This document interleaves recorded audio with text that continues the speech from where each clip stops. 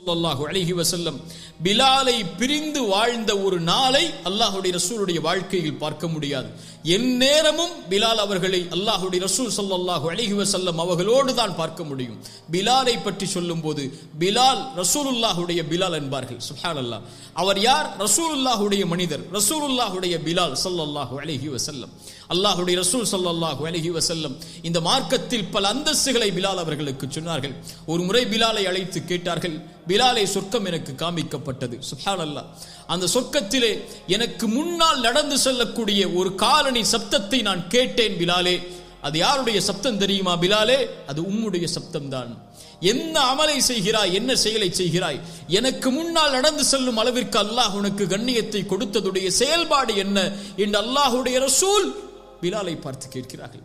பிலால் ரலியல்லாஹு அன்ஹு சொன்னார்கள், யா ரசூல் அல்லாஹ், நான் எந்த ஒரு பெரிய அமலையும் செய்யவில்லை. உது செய்தால் 2 ரக்அத் தொழுது கொள்வேன், காலை மாலை எல்லா நேரத்திலும். உது செய்தால் 2 ரக்அத்தை தொழுவேன். இன்னும் சில ஹதீஸில் ஏதாவது பாவம் செய்தால் 2 ரக்அத் நான் உது செய்து விட்டு தொழுது கொள்வேன் என்று பிலால் இப்னு ரபாஹ் ரலியல்லாஹு அன்ஹு அவர்கள் சொன்னார்கள். அல்லாஹ்வுடைய தூதர் சொன்னார்கள், அப்படியா? ஆம் பிலாலே, அந்த செயல்தான் என்றார்கள். அல்லாஹு அக்பர்.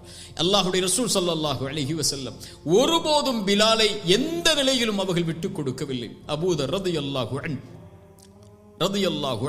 பிலால் ரலியல்லாஹு அன்ஹு இருவரும் பேசிக் கொண்டிருக்கும் போது கொஞ்சம் வாக்குவாதம் மேன்மைப்படுகிறது, வாக்குவாதம் முட்டுகிறது.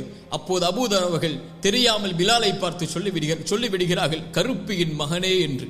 அல்லாஹு அக்பர். ஏழ்மைத்தனத்தில் அடிமைத்தனத்தில் வாழ்ந்த கருப்பியின் மகனே, நீ என்னிடத்திலே வாதம் செய்கிறாயா என்று அபூதர் அல்-கிஃபாரி ரலியல்லாஹு அன்ஹு சொன்னவுடன் அல்லாஹ்வுடைய ரசூல் ஸல்லல்லாஹு அலைஹி வஸல்லம் இடத்திலே ஓடோடி வருகிறார்.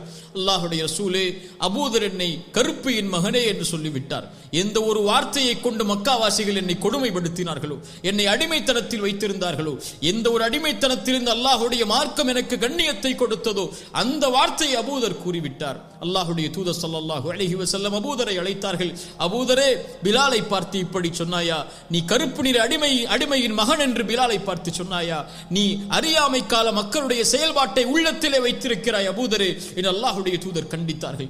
அபூதர் ரலியல்லாஹு அன்ஹு தன் தவறை உணர்ந்தவர்களாக ஓடி வந்து பிலால் அவர்களுக்கு முன்னால் படுத்து சொன்னார்கள், அந்த பாலைவன மண்ணில், பிலாலே, என்னுடைய கன்னத்தில் ஏறி மிதித்து விடு. நீ என்னை விட கண்ணியமானவன் அல்லாஹ்விடத்திலே, இந்த கன்னத்திலே ஏறி மிதி என்று பிலால் ரலியல்லாஹு அன்ஹு அவர்களை பார்த்து அபூதர் அல்-கிஃபாரி ரலியல்லாஹு அன்ஹு அவர்கள் சொன்னார்கள்.